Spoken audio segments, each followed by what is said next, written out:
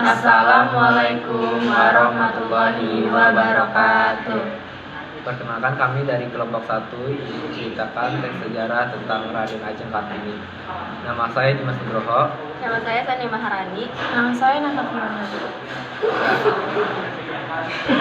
Siapa yang tidak kenal dengan sosok Raden Ajeng Kartini? Sosok perempuan yang telah membuktikan loyalitasnya untuk seluruh wanita di Indonesia, menjadikan wanita tak lagi dipandang sebelah mata. Tetapi inilah wanita yang sejatinya dapat jauh lebih hebat bahkan dari yang dibayangkan. Sekalipun Raden Ajeng Kartini telah menjelaskan dan membuktikannya. Raden Ajeng Kartini yang lahir pada 21 April 1879 di Jepara, seorang anak yang lahir dari keluarga bangsawan yang sangat taat pada adat istiadat. Kegemarannya membaca membuatnya mampu berpikir kritis dan menimbulkan keinginan untuk memajukan wanita di seluruh Indonesia yang pada saat itu tertindas oleh keadaan. Wanita didiskriminasi dan sama sekali tidak mempunyai ruang gerak yang bebas, jangankan untuk berkarya. Lari dari kebodohan dan terlepas dari diskriminasi yang telah membudaya pun seperti hal yang tidak mungkin. Keadaan wanita yang seperti itu kemudian membuat Raden Ajeng Kartini bercita-cita untuk mengangkat wanita, menghilangkan diskriminasi pada wanita di Indonesia. Lewat perjuangannya yang meskipun tidak melalui turun di medan, namun lewat tulisan, karya, perjuangan dalam membela dan memperjuangkan hak wanita, membuat wanita saat ini tak lagi didiskriminasi. Wanita setara dengan laki-laki, bahkan dapat lebih hebat dari laki-laki. Saat ini masihkah kita, wanita Indonesia, didiskriminasi? Masihkah enggan melanjutkan cita-cita Kartini untuk mengharumkan dan mengangkat nama wanita di Indonesia menjadi luar biasa? Habis gelap terbitlah terang. Kita bisa, kita pun mampu untuk bisa melangkah lebih jauh, berkarya lebih bebas, bergerak lebih luas. Apa yang kita lakukan saat ini akan merubah dunia di masa depan. Jangan biarkan Kartini menangis. Mari cerdaskan diri kita untuk dapat mencerdaskan wanita bangsa. Biografi Raden Ajeng Kartini. Raden Ajeng Kartini atau sebenarnya lebih tepat disebut Raden Ayu Kartini adalah seorang tokoh dari suku Jawa dan pahlawan nasional Indonesia. Kartini dikenal sebagai pelopor kebangkitan perempuan di Indonesia. Raden Ajeng Kartini adalah seseorang dari kalangan priyayi atau kelas bangsawan Jawa. Ayahnya bernama Raden Mas Adipati Aryo Sosroningrat, Bupati Jepara. Ibunya bernama M.A. Ngasirah atau istri pertama namun bukan istri utama. Kartini adalah anak kelima dari 11 bersaudara kandung dan tiri. Dari semua saudara sekandung, Kartini adalah anak perempuan tertua. Kakeknya adalah Riwayat Raden Ajeng Kartini. Raden Ajeng Kartini dilahirkan di Jepara pada tanggal 21 April 1879, jadi bertepatan 127 tahun yang lalu. Beliau adalah putri dari seorang bupati Jepara pada waktu itu, yaitu Raden Mas Adipati Sastroningrat, dan merupakan cucu dari Bupati Demak, yaitu Condronegoro. Pada waktu itu, kelahiran Raden Ajeng Kartini, nasib kaum wanita penuh dengan kegelapan, kehampaan dari segala harapan, ketiadaan dalam segala perjuangan, dan tidak lebih dari perabot kaum laki-laki belaka, dan bertugas tidak lain dari yang telah ditentukan secara alamiah, yaitu mengurus dan mengatur rumah tangga saja. Kaum wanita telah dirampas dan diinjak-injak harkat dan martabatnya sebagai manusia. Daya berpikir kaum wanita tidak dapat berkembang sebagaimana mestinya. Kaum wanita tidak diberi kesempatan untuk mengembangkan dirinya untuk melebihi dari apa yang diterimanya dari alam. Kaum wanita tidak diberi kesempatan untuk belajar membaca, menulis, dan sebagainya. Dengan kata lain, kaum wanita hanya mempunyai kewajiban tetapi tidak mempunyai hak sama sekali. Raden Ajeng Kartini yang telah meningkat dewasa pada waktu itu tidak dapat melihat kenyataan ini, meskipun beliau dilahirkan di dalam lingkungan di tengah-tengah kebangsawanan atau keningratan yang pada waktu itu mempunyai taraf kehidupan sosial yang sangat berbeda. Dengan masyarakat banyak yang hidup di dalam lingkungan kehidupan adat yang sangat mengekang kebebasan, tetapi beliau tidak segan-segan turun ke bawah bergaul dengan masyarakat biasa untuk mengembangkan ide dan cita-citanya yang hendak merombak status sosial kaum wanita dan cara-cara kehidupan dalam masyarakat. Dengan semboyan, kita harus membuat sejarah. Kita mesti menentukan masa depan kita yang sesuai dengan keperluan serta kebutuhan kita sebagai kaum wanita, dan harus mendapat pendidikan yang cukup seperti halnya kaum laki-laki, dengan melanggar segala aturan-aturan adat pada saat itu. Raden Ajeng Kartini dapat kesempatan untuk melanjutkan pendidikan yang setara dengan pendidikan kaum penjajah Belanda pada waktu itu. Beliau sempat mempelajari kegiatannya kewanitaan lainnya dengan pengetahuan serta pengalaman yang didapatnya. Raden Ajeng Kartini secara berangsur-angsur dan setahap demi setahap, tapi pasti berusaha menambah kehidupan yang layak bagi seorang kaum wanita. Perkawinan Raden Ajeng Kartini pada tahun 1903 dengan Raden Adipati Joyoningrat, Bupati Rembang, mengharuskan beliau mengikuti suami, dan di daerah inilah beliau dengan gigih meningkatkan kegiatannya dalam dunia pendidikan. Peranan suami dalam usaha Raden Ajeng Kartini meningkatkan perjuangan sangat menentukan pula, karena dengan dorongan dan bantuan suaminya beliau dapat mendirikan sekolah kepandaian putri, dan di sanalah beliau mengajarkan tentang kegiatan wanita seperti belajar jahit menjahit serta kepandaian putri lainnya. Usaha-usaha Raden Ajeng Kartini dalam meningkatkan kecerdasan Indonesia dan pemerintah, khususnya melalui sarana-sarana pendidikan dengan tidak memandang tingkat dan derajat, apakah itu bangsawan atau rakyat biasa.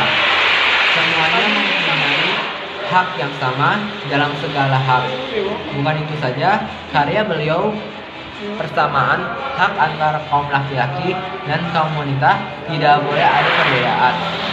Beliau juga mempunyai keyakinan bahwa kecerdasan rakyat ini berpikir tidak akan maju jika kaum wanita ketinggalan. Sewaktu Raden Ajeng Kartini dilahirkan, ayahnya masih berkedudukan sebagai Wedono Mayong, sedangkan ibunya adalah seorang wanita berasal dari desa Teuk Aur, yaitu Mas Ajeng Ngasirah yang berstatus Garwo Ampil. RMAA Sosroningrat, dan urutan keempat dari ibu kandung Mas Ajeng Ngasirah. Kedua ayahnya yang berstatus Garwo Patni adalah putri bangsawan yang dikawini pada tahun 1875, keturunan yang langsung bangsawan tinggi Madura, yaitu Raden Ajeng Loyanenak dan RAA Romo yang memegang jabatan Bupati Jepara sebelum RMAA Sosroningrat. Perkawinan dari kedua istrinya itu telah membuahkan putra sebanyak 11 orang. Mula pertama udara segar yang dilihat RA Kartini adalah udara desa, yaitu sebuah desa di Mayong yang terletak 22 km sebelum masuk jantung kota Jepara. Disinilah ia dilahirkan oleh seorang ibu dari kalangan rakyat biasa yang dijadikan Garwo Ampil oleh Wedono Mayong RMAA Sosroningrat. Anak yang lahir itu adalah seorang bocah kecil dengan mata bulat berbinar-binar, memancarkan cahaya cemerlang, seolah menatap masa depan yang penuh tantangan. Hari demi hari, beliau tumbuh dalam suasana gembira. Dia ingin bergerak bebas, berlari kian kemari. Hal yang menarik baginya ia lakukan meskipun dilarang. Karena kebebasan dan kegesitannya bergerak, ia mendapat julukan Trinil dari ayahnya.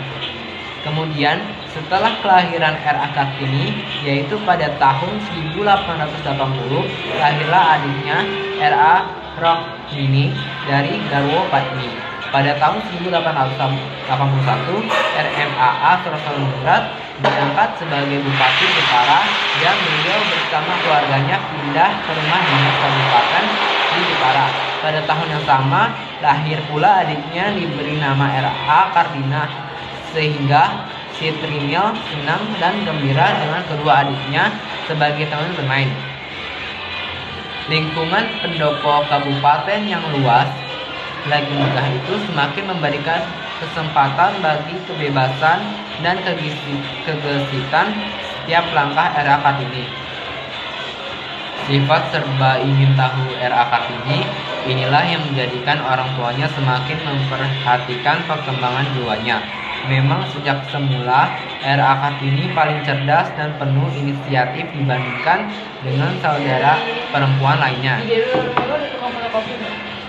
Dengan sifat kepemimpinan R.A. Kartini yang menyolok, jarang terjadi perselisihan di antara mereka bertiga yang dikenal dengan nama Tiga Serangkai.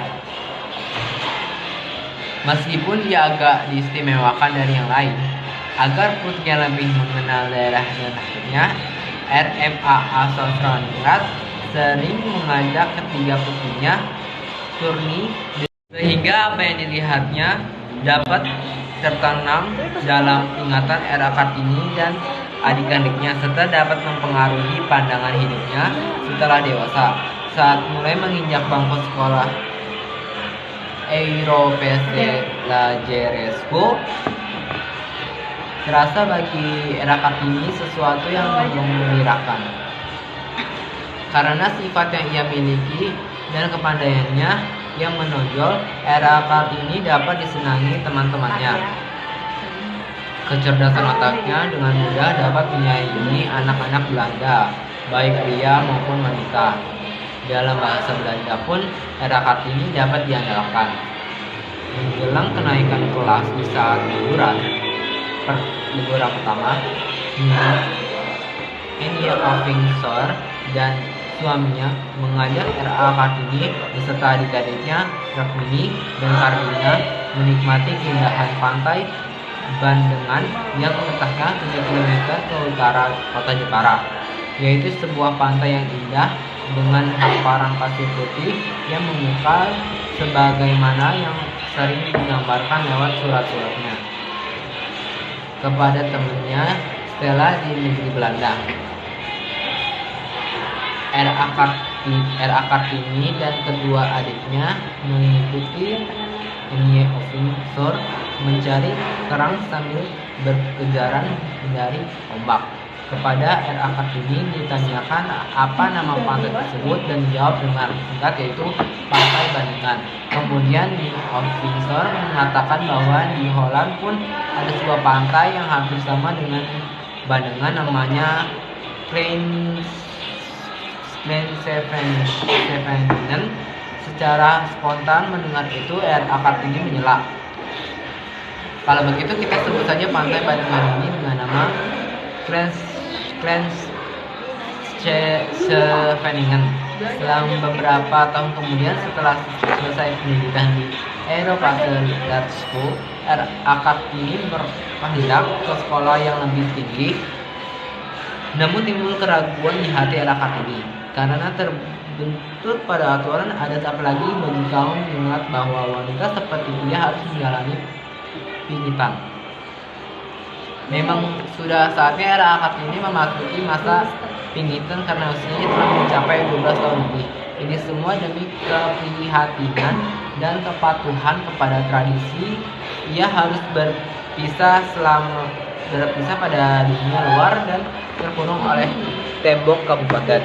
Dengan semangat dan keinginannya yang tak kenal putus asa, R.A. Kartini berupaya menambah pengetahuannya tanpa sekolah karena menyadari dengan merenung dan menangis. Tidak pernah juga mengajukan lamaran untuk sekolah dengan beasiswa ke negeri Belanda dan ternyata dikabulkan oleh pemerintah Hindia Belanda. Hanya saja dengan berbagai pertimbangan, maka beasiswa tersebut diserahkan kepada putra lainnya yang namanya kemudian cukup terkenal, yaitu Haji Agus Salim. Walaupun era Kartini tidak berkesempatan melanjutkan sekolahnya, namun himpunan murid-murid pertama Kartini, yaitu Sekolah Pertama Gadis-Gadis Priayi Bumi Putra, telah dirinya di Serambi Pendopo, belakang kabupaten. Hari itu Sekolah Kartini memasuki pelajaran apa yang kini dikenal dengan istilah Nida, di mana R.A. Kartini sedang menyelesaikan lukisan dengan cat minyak. Murid-murid sekolahnya mengerjakan pekerjaan tangan masing-masing, ada yang menjahit dan ada yang membuat pola pakaian.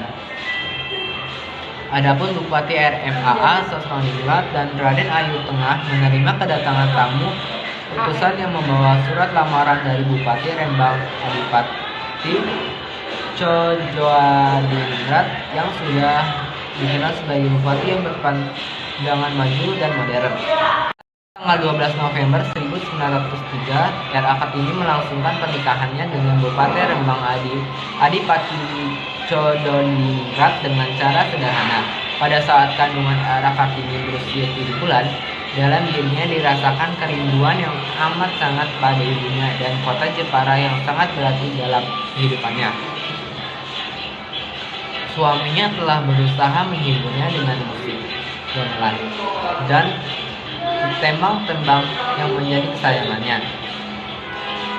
Namun semua itu membuat dirinya lesu. Pada tanggal 13 September 1904, R.A. Kartini melahirkan seorang bayi laki-laki yang diberi nama Singgi atau R.N. Sosali. Tetapi keadaan R.A. Kartini semakin memburuk. Itu sudah dilakukan perawatan khusus dan akhirnya pada tanggal 17 September 1904, R.A. Kartini mengembuskan nafasnya yang terakhir pada usia 25 tahun. Kini R.A. Kartini telah tiada, cita-cita dan perjuangannya telah dapat kita nikmati. Kemajuan yang telah dicapai kaum wanita Indonesia sekarang ialah berkat goresan penanya semasa hidup yang kita kenal dengan buku Habis Gelap Terbitlah Terang. Dorongan R.A. Kartini dalam bidang wirausaha bagi wanita-wanita berdikari atau wanita berwirausaha sudah sejak lama menjadi pemikiran dan isi hati Ibu Kartini. Dunia bisnis atau dunia wirausaha bukan milik kaum Adam semata sebagai pemain tunggal, tapi dunia ini sudah menjadi tren masa kini buat wanita. Jumlah wanita yang terjun di dunia wirausaha tidaklah sedikit, bahkan tidak jarang di berbagai perusahaan besar, wanitalah yang memegang peranan penting sebagai pucuk pimpinan. Inilah kenyataannya, bahwa wanita bisa disejajarkan dengan pria dari segi bisnis. Diungkapkan oleh Dr. Suparman Sumahamijaya, sesungguhnya Ibu Kartini telah merintis pendidikan mandiri bagi wanita sejak beliau berumur 16 tahun.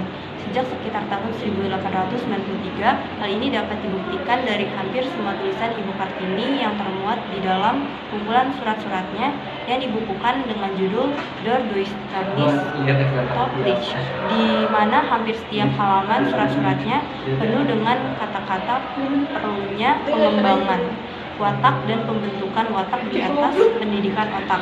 Karena dengan pembentukan watak, Ibu Kartini yakin manusia akan lebih mampu untuk berdiri sendiri, tidak bergantung dari kerabat dan dari siapapun. Berkali-kali ditekankan perlunya kepercayaan pada diri sendiri. Surat-surat Ibu Kartini dibukukan pula dengan judul Letters of a Japanese Princess dan beredar di Amerika semenjak tahun 1921 oleh Charles Scribner Sons di New York. Penerjemahannya yang bernama Agnes Lois Simmers menyebutkan bahwa Ibu Kartini dalam perjuangannya menyadari bahwa the freedom of women could only come through economic independence. Kebebasan wanita hanya bisa datang dari kebebasan ekonomi. Perjuangan Kartini bukan hanya kaum wanita saja, tetapi dia berjuang seluruh kemanusiaannya yang selama ini tidak bisa dilakukan oleh wanita. Walaupun usia beliau hanya mencapai 25 tahun, tapi beliau berhasil menyajikan karya tulis sebanyak kurang lebih 9.450 halaman yang mana karya tulis tersebut mengandung kepadatan kata-kata dengan arti yang sangat dalam, keras, dan membesarkan.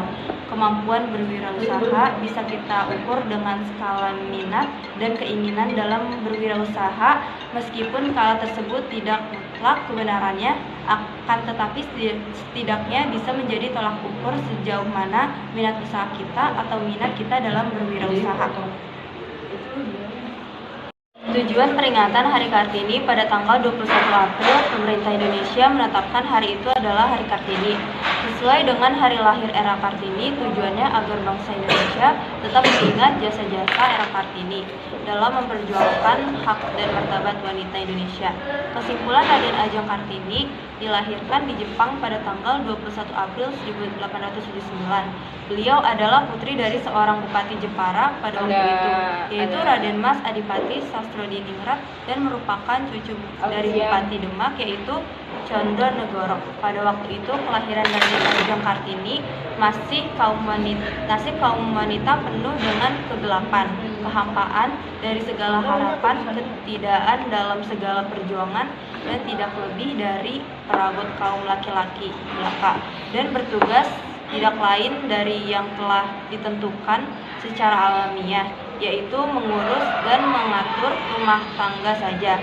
Kaum wanita telah dirampas dan diinjak-injak harkat dan martabatnya sebagai manusia.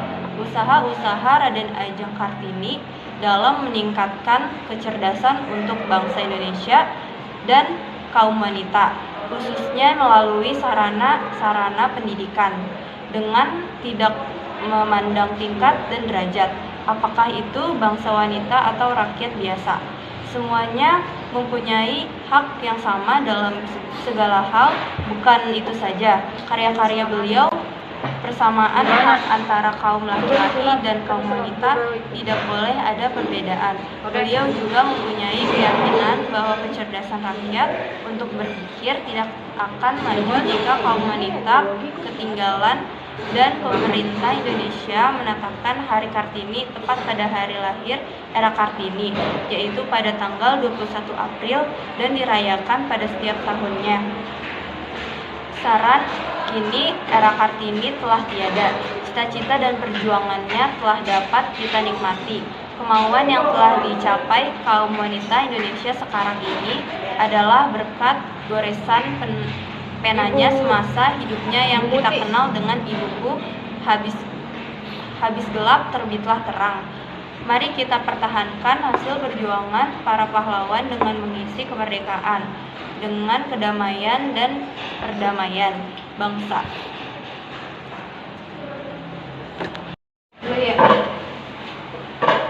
Sekian cerita dari kelompok kami. Kurang lebihnya mohon maaf. Wassalamualaikum warahmatullahi wabarakatuh.